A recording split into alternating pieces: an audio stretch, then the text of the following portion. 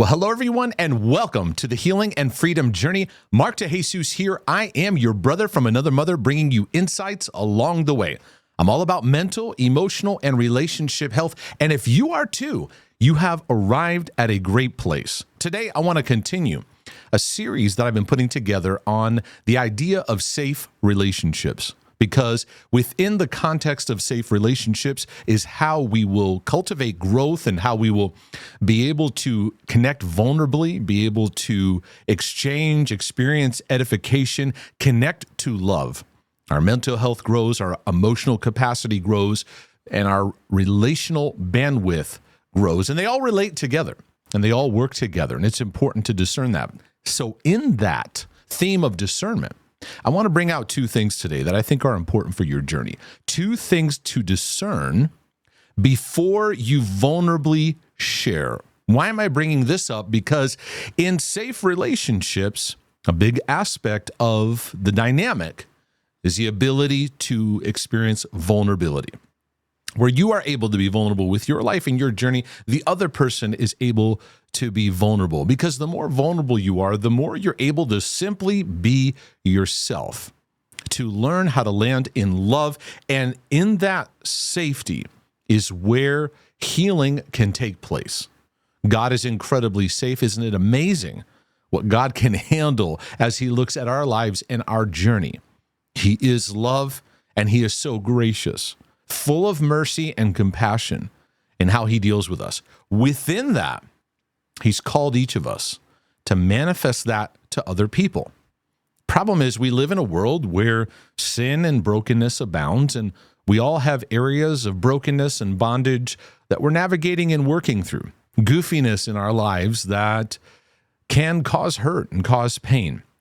Now, this isn't a perfect roadmap. This isn't a perfect science. We're learning along the way on the value of connecting with vulnerability, but we need some discernment. How do we discern that it's safe to share vulnerably? I remember in the scriptures where Jesus talked about don't throw your pearls before swine. It's an interesting concept because it's talking about things that you treasure. Be cautious about just tossing them out to someone who's not going to value. Swine are not going to value pearls. They won't see the value and treasure of it. Now, I'm not calling all those toxic people in your life swine, but the illustration fits here in valuing the treasure of your journey, of what you're working through, of what you're navigating through. And what I find is many times people can very prematurely or just too quickly jump into sharing too much too soon. And it creates a lot of added drama. We jump into relationships too quickly. There's a lot of fallout that happens in it. There's unnecessary toxicity. Listen, life is tough enough. There's unnecessary toxicity that gets piled onto what we're already struggling with. People's opinions, the super spirituals, the Mr. and Mrs. Fix-Its. Or even we can pile on what I call Job's friends. And you see in the book of Job, someone who's going through a very, one of the worst experiences in history. And friends gather around and they all give their 10 cents. Most of which, God at the end goes, yeah, that wasn't it, what they were sharing. And so I think it's important that we develop discernment when it comes to sharing the vulnerable things of our life. Part of it is taking our time in relationship. I talk about the journey of safe relationships goes back to being patient and taking our time, to not rush into increasing stages of the relationship too quickly. But these are two things that I want to get into to help your discernment. So can we get right into that? Two things to help your discernment. Number one, is this a safe person to share with to begin with? Kind of a simple question, right? But I think we need to start off with this when it comes to our trying to be vulnerable and exercising vulnerability by sharing a struggle that we're going through or something that we're battling with. People need to show that they are safe and trustworthy. And again, this is not a perfect science that somebody check, but it can be very unfruitful for your mental health journey if you're constantly sharing with people that are proven to not be safe. Vulnerability needs wisdom. Is this a person that has shown themselves and proven to be trustworthy with things? You don't want to unload your baggage right away, but you also want to be discerning, like, is this somebody that I can share with and it be a fruitful experience?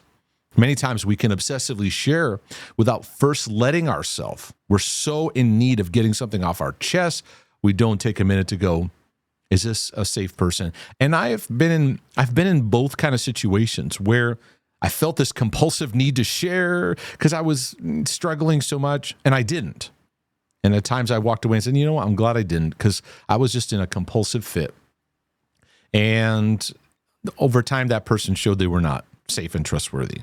So I'm glad. Then there's other times I took the step anyway and realized that wasn't the right person to share with. Many times we learn through the experience. We learn through sometimes the hard way or an actual interaction with unsafe people. And so it takes a step of faith, but I'm not encouraging you to take just constant blind steps of faith right off the bat. You want to see, is this person safe? Now, I'm going to give you two tests. All right. These are two things that are very, very simple that you can utilize as far as, is this a safe person to share with, to share vulnerably? First thing I would recommend, start off with something small or easy. Something that if they say something goofy back, okay, it might be annoying, but it's not the end of the world. It's not this, extra avalanche that you're having to deal with. Maybe it's just you had a frustrating day at work, or maybe you had this. What do they do? What do they respond? Are they super spiritual about it? Do they go into Mr. and Mrs. Fix-It mode right away? Do they ignore you and just overtalk you? Do they then just go about themselves and talk about themselves and don't even acknowledge what you're saying? The list goes on and on. But many times here, you can kind of tell, because when you first meet someone or you're first getting to know, you can kind of see how they respond to the smaller things. Second test I encourage is observe how they talk about other vulnerable situations, meaning how they talk about other people's battles. Do you sense empathy or compassion that they have towards others? I mean, when they talk about some situation of something that's newsworthy, a struggle somebody had, or maybe somebody you commonly know and news of it is brought up. This is a great area to see if somebody is safe, is how they handle that. I would even say when it comes to other vulnerable situations, what about their own? When they express themselves, are they safe within themselves? Are you noticing that there's a humility or there's a sense of vulnerability that they want to share, that they value authenticity, and they respond to things that you share right off the jump with a sense of empathy and care? Now, I know many can say, yeah, but Mark, narcissists can, they come into the picture and they can trap you with these kind of things. I get it. But I don't want that to stop us from the everyday development of learning to develop our discernment and being willing to take a step. I remember a time in our journey where I experienced this kind of unsafe experience. It made what I was going through harder, and we all have these. I remember when my wife and I, we were expecting our second child, and my wife miscarried. This is between Max's birth and Abby's birth, and I had just announced to the church that I was pastoring, yeah, we're having another child, and everybody was like, yay, and it was right around that time we were gonna find out some more information, ultrasound and all that, and the next week had to come back and tell the church my wife miscarried. And it was interesting because I saw where Christians get really goofy in what they share and what they say. And somebody told us, God showed me you were going to have a miscarriage. Why in the world would you tell me that right now? What is the point of that? You just want to give a big smack. Or, this is good because God knew something was wrong and he needed to deal with that in that way. It's like, this is getting worse and worse and worse. Or, someone, posting on my account the statement of Job, he gives and takes away. What in the world is wrong with you people? That all made it just really, really challenging, really tough. And during those experiences, I had a couple things come to mind besides rage and anger. I said, the church has a way of learning how to be safe people in how we communicate with each other. And let this be a lesson to not do this to anyone else who goes through this. Because I think those who work through their own pain and have hardship, and they're working through it effectively, they have a lot more to offer because they're navigating through. I feel like you can find this in your own life, is that you can tell when you've met someone, they've gone through some stuff. Just by the way they very soon often, now this isn't licensed to just jump in too fast, but you can kind of tell this person's been through some stuff. They have a grounded sense.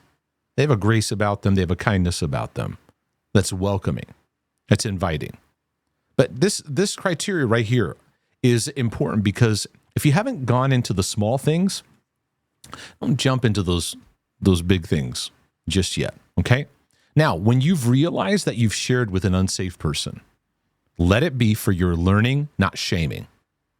There are times where I've shared with somebody and it just didn't go well at all. I walked away spinning. I walked away shamed. I walked away feeling stupid. And I made an adjustment to that reaction because it's understandable that you feel that. I made an adjustment and I said, you know what? I took a step of vulnerability. It's okay. I'm going to celebrate that. Celebrate that I shared, but now also learn. Because then it helps us to see all our experiences for learning. And as many of you have heard from me, in the journey with Christ, it's not about failure. It's about learning. Everything's about learning because we learn by experience. And many of your experiences weren't great. And if you can let the shame wash off by allowing unconditional love, compassionate grace wash over you, you see some things to go, okay, I'll take note of that for next time. Maybe there's an adjustment I can make. And you know what? There's something, about that person that I need to be more aware of, and it's okay in my learning. I also want to share with you, all of you obsessors and perfectionists out there, beware of perfectionistic expectations too. Because for many of you, you have intense, unrealistic expectations. Like everybody's got to be this for you, and it's an all or nothing thing, and you end up in these black and white disqualifications. You cut people off very, very easily. That's often a sign of deep pain from the past, combined with perfectionistic intensity, which is like, you got to be just right or that's it.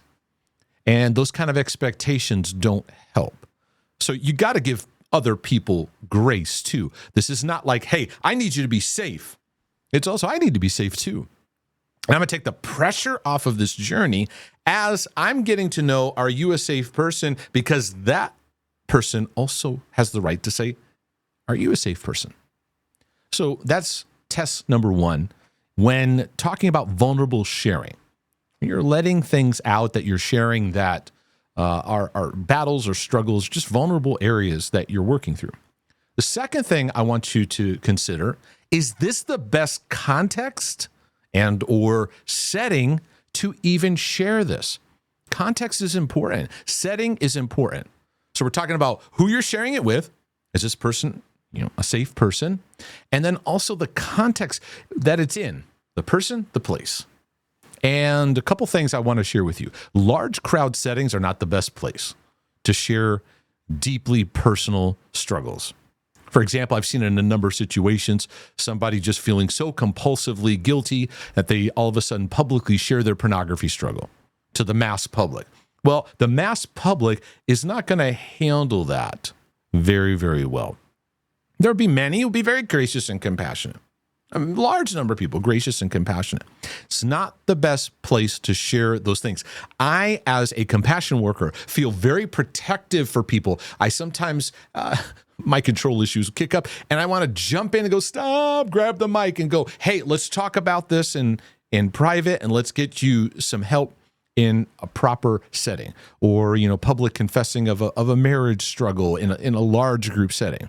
Now, this isn't a black and white rule, as people may, in their social media, or pastors or leaders, they may share with a large group, maybe a struggle they're facing, or a major change, or maybe they have a sickness they're battling or working through, or something that's been bothering them. So this is not, don't ever share anything in large crowd settings, but just be aware.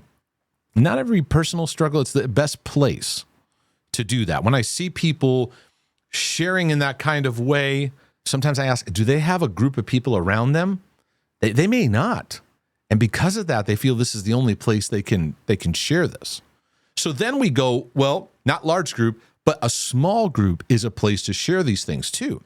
I want to say this. Some things may be better off shared to someone in a one-on-one setting rather than in a group. Because you have to assess, is this group setting I'm in, whether it's your small group, or now some groups are designed for it. Some groups are designed for that kind of sharing. Recovery groups are designed for that. Even in social media, you may join a group where it's designed around those things. Like I have, I don't currently use Facebook right now, but I do use it for a couple groups that I'm a part of. One is has to do with some health issues that I'm having. And in that, people share and express things. And within that, it's helpful for me because I go, okay, that might help me in my journey, right? But even at this stage, sometimes we need to realize, I may need to sit down with somebody one-on-one to work through some of these delicate or personal struggles and battles. And but again, there are times you share in a group and you go, I don't know that went that great. Celebrate that you shared, lean into the learning. I also have to say this, and when it comes to setting, many of us are using social media. Social. I feel like when I say that, I say social media. Social media is not the best place to unload your struggles. Now, we've all done this because there's an element of connection we're wanting to have, but sometimes we forget that we're blasting out things that a large audience is going to see. You may say, well, I don't have that many friends. I just have 400 friends or whatever. That's 400 people. Think of them all in a room at one time. Now, sometimes this can be an illusion because social media promotes vulnerability, hashtag vulnerability kind of mindset. But you have to realize that there are distortions within this because many people that are high influential people, their vulnerability is staged. We forget that many of these clips we're watching of people and stuff, they had to set their camera up, turn on the lighting, put the mic on, or do the thing, and have somebody follow them so that, we forget. We kind of get sucked into it being reality. So then it pulls on us. I need to share in that same kind of way. Social media can pull on our sense of disconnection. We feel lonely and we don't know where to go or who to reach out to. So we'll process it out there. I feel very protective for people in this situation. In many seasons of my life, it's made it hard for me to even scroll through and friends I see. In fact, there's a few examples of people where they were just dumping out or processing out in social media, and I could see this person feels like there's nowhere else to turn. And I would privately message and go, hey man, if you want to share, let's call. You want to talk for a little bit? Process out with me, because it's not the safest place for you to do it out there with everybody. Because there's deep pain and woundedness that needs some safety. It needs safe counsel, safe places of processing. Now, for some of you, you may feel like you have to pay somebody to be a safe person to talk to. And I have to be honest with you. I understand that. It's legitimate. I found that in my life and in my journey. And it's okay. And for many that's depressing. Don't let it be. Because all of us, I feel, need that for certain areas of our life where someone, and even when you have a therapist, you take your time, or a coach or counselor, take your time where they show they're able to handle your journey. I've met with people where I went, yeah, I can. This is an interesting insight I've pulled out. Where I meet with a counselor, coach, or something, and I realize I can go to this subject with this person, and they are awesome and amazing, empathetic, connected, helpful feedback. In this area, they're just not good, right? Like, this person might be good in helping me to with the development of my YouTube channel, or they might give me some tips. But as far as like working through having a son with autism, yeah, they're not a great person to talk to, right? And so in your journey, you may have that where someone you go to for help, you go, well, they're helpful here, but they're not helpful here. Okay, accept that. And appreciate the area that they are safe, that they are helpful in. And I want to give us all a reminder, let all unsafe experiences of the past be for your learning, not shaming. Because many of us are in such shame. I was so stupid. Why did I do that? Why did I share? Let it be for your learning. And provided that's compassionate grace is washed on you. And maybe you need to go through some of my videos about total unconditional loving acceptance, compassionate grace, and all that I teach on a regular basis. Well, where was this helpful for your life and your journey? To recognize, let me just make sure that this is a safe person, and two, a safe setting to share this in. Because those two things need to be a part of our regular understanding when it comes to developing vulnerability in our sharing.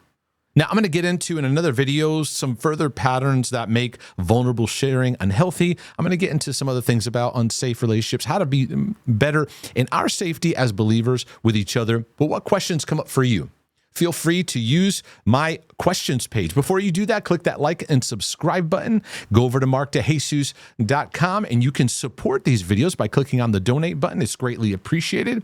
But if you have a question, you can go to my questions page, markdejesus.com/question. And maybe it'll be a part of my video prep, or I may answer it on an upcoming Q&A. Well, Lord willing, and the creek don't rise, this is your brother from another mother saying I'll be back with more insights for your healing and freedom journey. But in the meantime, I'm out.